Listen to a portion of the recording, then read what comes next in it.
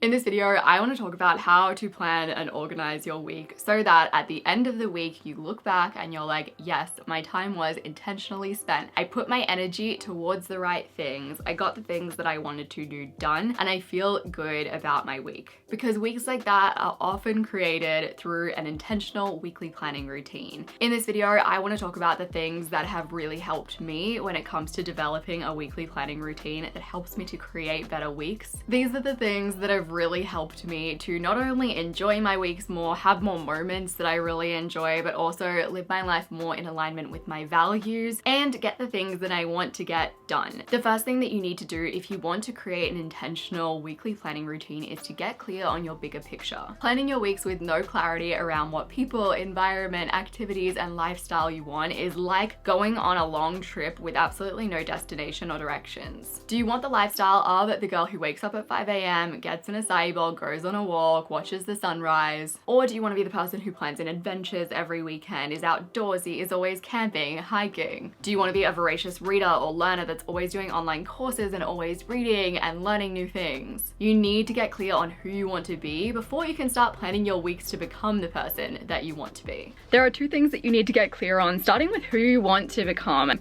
activity that I love for this, just because it's so quick, you can do it right now, is the Current Me, Future Me activity. So this is straight from Eileen, who runs Lavender, the YouTube channel. I'll have it linked down below. You can open a book, and on one side of the book, you want to have Current Me. Draw a little picture of yourself as you are now and write out how you feel. What are your current behaviors? What are the things that you might be struggling with now? On the other side of the book, you want to draw your future self. Write down how you feel, how you've grown, what behaviors you've integrated into your life. The next thing that you need to define are your goals. So the things that you're working towards to support your future you. By setting up your goals before you start planning on your weeks, you can make sure that you're taking steps towards those goals. And those goals are usually supporting your future me. I have so much to say about goal setting, and I created a video recently. It's one of my longest videos that I've created, all about the intricacies of goal setting. It is an absolute deep dive. You need a cup of tea, you need a notebook, you need a pen. It's that kind of video. I'm gonna have it linked up here and down below for you to watch after this video. The next step to creating an intentional planning routine is to create some essential lists or references. So there are 3 lists that are going to help you immensely if you want to create an effective weekly planning routine. And the first list is your non-negotiables. These are the things that if you do not do them, you will end up being stressed and you will end up being overwhelmed. Most of the things that are on your non-negotiables list will be maintenance tasks. These are things that maintain your current levels of success and happiness. So for me, for example, one thing that I know will lead to stress and overwhelm is not getting a video scripted, filmed, and sent to my editor. My amazing sister is my editor. Thank you, Amy, I love you. So that's on my non-negotiable list. The next list that is going to help you immensely when you are weekly planning is a restorative self-care list that is personalized to you.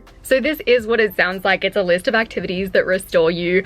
Usually it's gonna be a self-care activity. It could be movement, it could be meal prepping, it could be relaxing, or it could be a values-based task that's going to give you energy. So if one of your values is freedom, it could be just a day to do whatever you want without a plan. Or if one of your values is kindness, it could be delivering a gift to a friend. This list will look so different from person to person, but it's gonna be a bunch of tasks that restore you and give you energy. On the screen is my restorative self-care list that's just sitting in Notion. You wanna create something similar, but fill it with your own personal activities. The reason that this list is so helpful is because it's full of activities that are restorative. These are the things that are gonna give you back energy during the week. And you need to, as I've talked about before, have a balance of energy giving and energy taking activities during your week. This video is sponsored by Squarespace, where you can build your own website if you do have a value of creation, or you just need to create a website for whatever project you might have on your plate. Squarespace is an all-in-one platform. That means no plugins, no patches, no updates. Amazing. I'm so thankful for that, having dealt with website platforms in the past that had all of those things and they were a nightmare to deal with. Squarespace is flexible for any kind of website, whether you are a content creator, you're a business owner, you have an e-commerce store, you're a designer, you are an artist, or you're in any other industry, or you're just a person who wants a the website, click the link below, squarespace.com/MUCHELLEB, using the code MUCHELLEB to get 10% off of your first purchase. As you guys know, I recently launched my app Intention, and building a website with Squarespace took me literally a few hours of an afternoon. To get something functional, beautiful, up and running, it was all drag and drop. If you want to create an easy, low maintenance and beautiful website, use my link down in the description, squarespace.com/MUCHELLEB with the code MUCHELLEB to get 10% off of your first purchase. The next list that is going to make your weekly planning routine so much easier is a master to-do list. This is a big master list of all of the tasks on your mind related to your personal life, your work life. This list is not your weekly to-do list, but it's a list that you're going to refer to when you create your weekly to-do list. The next step to creating an intentional weekly planning routine is designing a routine that actually works for you. How you plan needs to align with you. If you value freedom, time blocking every inch of your calendar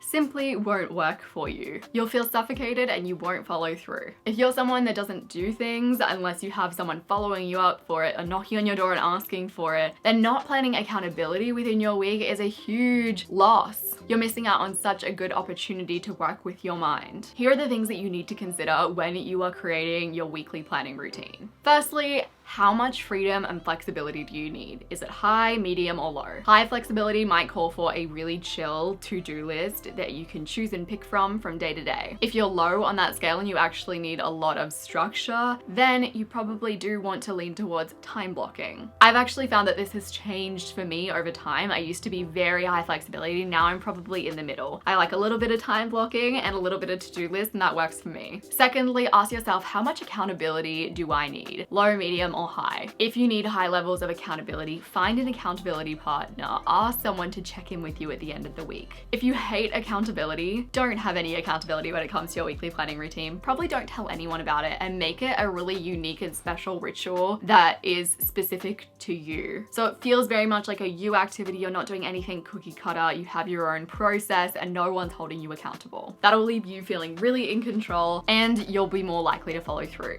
Next, ask yourself, what amount of time is actually doable for me? And be really realistic with this question. If spending 2 hours on a Sunday morning planning your week sounds like an absolute nightmare and a really high level of commitment, don't commit to that because you won't do it. Commit to a 20-minute planning routine and write a really tight schedule for that 20 minutes that you get it all done. Keep things really simple and really easy. Alternatively, you can always split your planning routine in two. This is something I often like to do. On Friday, I like to get clear, do my brain dump, get some admin done, and then on Sunday, Monday, I'll usually do my planning. Find your sweet spot when it comes to the amount of time that you're willing to give up for a planning routine. For some people, it's very low. For other people who really like planning, if you're an organizer, you really enjoy that stuff, spend more time on it, make it a fun thing. The last question that you need to ask yourself is, what are you more likely to actually revisit? Digital planning or paper planning? This is an experiment. If you don't know which one works for you yet, try them both. A lot of people have a clear preference for this. For me, I love digital planning, but I won't revisit it because it's not in front of my face. I need a paper-based planner that is sitting visibly in front of me, otherwise it just won't happen. But loads of people love digital planning and that's the only kind of planning that they'll stick to. So you really need to customize this for you. When it comes to what you actually do in your weekly planning routines, there are a few things that are going to make your week so much easier. Firstly, schedule in those non-negotiables that we were talking about earlier. These are the things that you have to do to make sure that you don't end up stressed or overwhelmed. Secondly, schedule in restorative self-care. If you're someone who is high on accountability, make sure you're scheduling in that self-care with a friend so that you actually show up and you're doing those restorative activities. These are energy giving activities, and these are activities you need to plan into your week to make sure that you're getting energy back and you're not ending the week feeling burnt out and exhausted. Then choose to either create a weekly to-do list or a weekly time block using your master to-do list as well as your goals as a reference point. My weekly planning is usually somewhat attached to my weekly reset, which is where I sort of get clear, get current, do a brain dump, and if you want to visit my weekly reset, I'll have that linked on the screen and down below.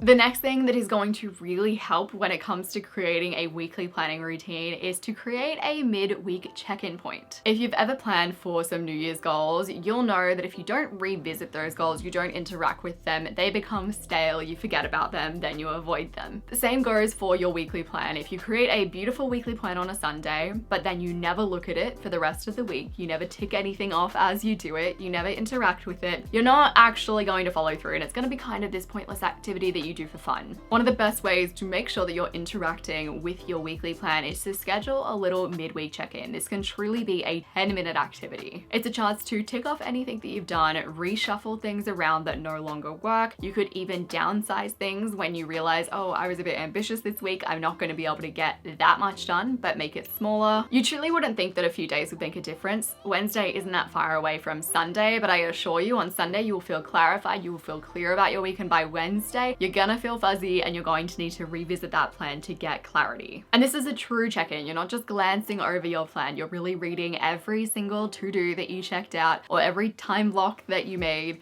You are shuffling things around, you are really interacting with your plan. If you liked this video, you're probably going to like my weekly reset video. This is where I walk you through my entire process for resetting my week. This hasn't changed much since I created it, only a few little improvements and adjustments. I'm gonna have that link down below if you want some ideas for how to set up a weekly reset yourself, as well as on the screen. I appreciate you so very much, and I will see you soon.